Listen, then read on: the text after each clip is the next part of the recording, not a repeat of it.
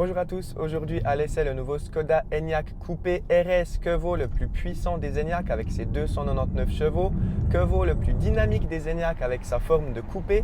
Eh bien c'est ce qu'on va voir ensemble dans cette vidéo. Je vais mettre le focus sur les différences de cette version coupé RS par rapport à un Škoda Enyaq classique.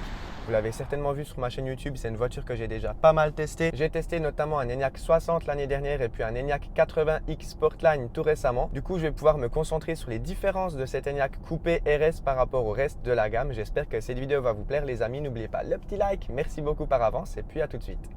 Parlons premièrement du design extérieur de cette version coupé RS.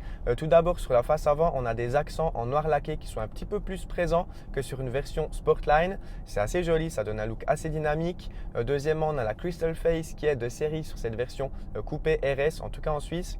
Ça lui donne un look assez dynamique là encore. De côté, on a un logo RS vert pomme. Ça lui va plutôt bien suivant la couleur extérieure. De profil, vous le voyez, c'est une forme très coupée. On verra ce que ça donne après aux places à l'arrière et puis surtout dans le coffre. Et puis à l'arrière, contrairement à un Audi Q4 e-tron Sportback ou bien à une Volkswagen ID.5, eh bien on n'a pas de béquet sur ce Škoda Enyaq coupé. C'est vrai que l'arrière de cette version coupée est un petit peu moins dynamique que l'avant, faut le reconnaître. C'est un petit peu dommage quand même. On aurait aimé quelque chose d'un petit peu plus agressif à l'arrière. Mais bon, globalement, on lui pardonne. Il a un look très réussi. Quelques nouveautés d'un point de vue recharge sur cette version coupée, c'est des nouveautés qui arriveront aussi sur les versions normales avec la mise à jour 3.0. En courant alternatif, toujours du 11 kW, ce qui donne une charge complète en environ 7 à 8 heures. Par contre, en courant continu, on passe à 135 kW en pic, ce qui donne à 10 à 80% en environ 30 minutes. On gagne 4 petites minutes par rapport à avant, c'est toujours ça de prix. Une différence majeure sur cet Enyaq coupé par rapport à un Enyaq classique, eh bien, c'est au niveau du coffre. Et oui, officiellement, il fait seulement 15 litres de moins qu'un Enyaq classique. Par contre, le coffre, il est beaucoup moins pratique. Premièrement, eh bien, on a un seuil de chargement qui est beaucoup plus élevé que sur un Enyaq normal. Et justement, dû à ce seuil de chargement qui est plus élevé, eh bien, on a un double fond qui est plus grand. Mais par contre, le coffre, en le regardant comme ça, il paraît beaucoup plus petit. Pour ranger des meubles, des plantes, etc., ça serait un petit peu moins pratique en Enyaq coupé. Mais bon, tout ça, c'est une affaire de compromis. On ne peut pas tout avoir. Le look ou la praticité, eh bien, il faudra choisir. À l'arrière aussi, c'est une histoire de compromis. On ne peut pas tout avoir.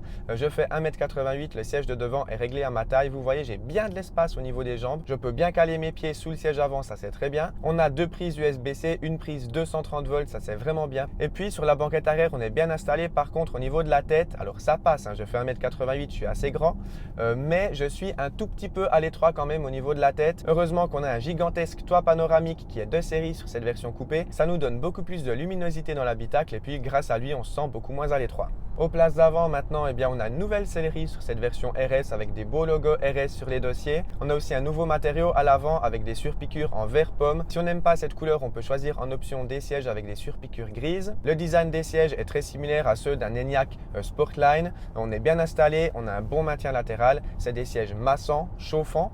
Par contre, ils sont un tout petit peu fermes à mon goût. Mais bon, ça fait quand même l'affaire. C'est une voiture très confortable. On en reparlera juste après à la conduite. Cet Enyaq coupé arrive déjà avec la nouvelle mise à jour 3.0 du groupe Volkswagen qui apporte quelques nouveautés. Premièrement, l'interface devient un petit peu plus fluide. Moi, j'ai pas remarqué de très grandes différences. Mais bon, ça paraît assez fluide. Vous le voyez aux images, c'est pas mal. Deuxième évolution, c'est le planificateur d'itinéraire qui devient beaucoup plus intelligent. On voit enfin avec quel pourcentage de batterie la voiture prédit une arrivée à destination. Ça, c'est très très bien. Enfin, Škoda arrive avec un planificateur d'itinéraire réellement utilisable. Ça fait plaisir. Passons maintenant à mes sensations sur la route à bord de cet Enyaq coupé RS. Est-ce qu'il y a des différences par rapport à un Enyaq 80X par exemple? Eh bien, je vais essayer de tout vous dire. En ville, par rapport à un Enyaq classique, eh bien, peu de changements. C'est toujours une voiture qui dispose d'une très bonne visibilité. On est bien installé, il y a des beaux matériaux à l'intérieur, donc on s'y sent bien. C'est une voiture très maniable, un diamètre de braquage 11,5 mètres, ça c'est impressionnant pour la catégorie de la voiture. Ça se ressent vraiment en ville, c'est une voiture très maniable. Tout ça combiné aux excellents systèmes d'aide au stationnement, on a une caméra avant, arrière, une caméra pour les jantes, ça c'est très bien. Nouveauté du Software 3.0, la voiture peut se garer automatiquement et puis elle peut aussi se remémorer les 50 derniers mètres qu'on a effectués en marche avant. Et la voiture peut refaire la même manœuvre mais en marche arrière. Sinon, en mode normal, la direction me paraît à peu près la même que sur un Enyaq classique. En tout cas, en ville, ça serait vous mentir de vous dire que je ressens une différence par rapport à un Enyaq 80X par exemple que j'ai testé récemment. Sur route maintenant, qu'est-ce que ça donne cette version RS? Eh bien, je vais tout de suite changer de mode de conduite. On a ici une suspension adaptative en option. Donc on a le petit bouton ici en bas, je vais me mettre en mode sport. On sent la direction qui devient un petit peu plus ferme. Sur la version RS, on a quand même 299 chevaux contre 265 sur la version 80X. Au niveau des suspensions, elles deviennent aussi un petit peu plus fermes. La voiture s'écrase moins en virage. C'est une voiture quand même qui reste typée plutôt confort. Alors on peut se faire plaisir quand même sur des courbes comme ici. C'est pas mal. mais on sent quand même un petit peu les limites de la voiture, on sent surtout le poids. Et puis toujours le même défaut que je trouve au Skoda Enyaq, eh bien c'est au niveau de la pédale de frein. Je trouve la course est très molle, c'est un peu dommage, ça manque beaucoup de mordant. Sur autoroute, très peu de différence par rapport à un Enyaq 80X, là encore, c'est toujours une voiture très silencieuse, très agréable à conduire. Quelques nouveautés au niveau de la conduite semi-autonome, on a la version 3.0 du software et donc on peut faire le changement de voie automatique. Alors très honnêtement, c'est un petit peu gadget quand même, je l'ai testé ici en rentrant de Zurich. Il faut déjà attendre qu'il y ait une petite flèche qui s'allume sur l'écran central ou bien dans le head-up display. Et puis on donne un très léger coup de clignotant et la voiture fait automatiquement le changement de voie. Alors quand ça fonctionne très bien. Par contre, il faut qu'il y ait quand même bien de l'espace avec la voiture de derrière et de devant. Donc moi, je préfère faire le changement de voie moi-même. Je trouve ça plus fluide, plus rapide. Et puis surtout, le Travel Assist se réenclenche dès qu'on a fini la manœuvre. Donc au final, je préfère le faire moi-même. J'ai testé un petit peu les limites de ce Travel Assist sur autoroute.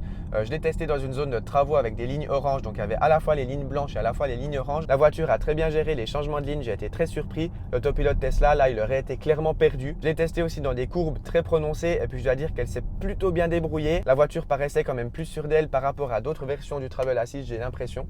Après, c'est un sentiment assez subjectif quand même. Il faudrait confirmer ça avec des tests plus poussés. Mais en tout cas, j'ai été bien surpris par ce Travel Assist durant mon retour depuis Zurich. Il a fait aucune faute et puis je dois dire avec le volant capacitif, c'est très agréable de conduire en Travel Assist. Je recommande en tout cas aller tester ce Travel Assist en concession parce que c'est vraiment bien fait. Les reprises à bord de ce Skoda Enyaq Coupé RS sont très satisfaisantes. 300 chevaux, on les sent quand même, surtout en mode sport. Ça nous donne un petit coup dans le siège, c'est très bien, ça fait plaisir quand même. C'est toujours mieux que n'importe quelle voiture thermique équivalente. Parlons tarif maintenant de ce Coupé RS. En Suisse, il est affiché à partir de 61 560 francs suisses. Si on veut une voiture tout équipée avec les aides au stationnement, le Travel Assist, le Head-Up Display, le crochet à l'arrière, une peinture extérieure autre que la couleur de base, eh bien on arrive à maximum 70 000 francs suisses prix catalogue. Donc on se positionne très bien par rapport à la concurrence. C'est moins cher qu'un ID.5, moins cher qu'un Q4 e-tron, moins cher qu'un modèle Y aussi. Donc ce Skoda Enyaq Coupé RS, je ne peux que le recommander. C'est une très bonne voiture. Quelques défauts que j'ai déjà mentionnés dans mes vidéos détaillées sur l'Enyaq 80X Sportline par exemple. Les défauts, ça reste les mêmes, mais bon, d'un point de vue du software, il y a quand même quelques améliorations majeures qui font très plaisir. J'espère n'avoir rien oublié dans cette vidéo. J'espère qu'elle vous a plu. Merci beaucoup au Square New Mobility Hub à l'aéroport de Zurich pour le prêt de cette voiture. Si jamais vous voulez la tester en avant-première en Suisse, c'est le seul endroit où on peut la tester actuellement. N'hésitez pas à visiter le site qui se trouve en description. Vous pouvez réserver une course d'essai accompagnée avec ce Skoda Enyaq qui dure environ 1 heure. Ça donne le temps d'avoir une idée assez précise de la voiture. On peut aussi louer carrément tout l'espace du Square pour des événements d'entreprise par exemple. Bref, vous retrouverez tous les liens en description. Merci beaucoup au Square, merci beaucoup à Skoda Suisse, merci beaucoup à vous pour votre confiance, pour votre fidélité. N'hésitez pas à lâcher le petit like et puis à très bientôt dans une prochaine vidéo à bord d'une voiture électrique comme toujours. Allez, ciao tout le monde!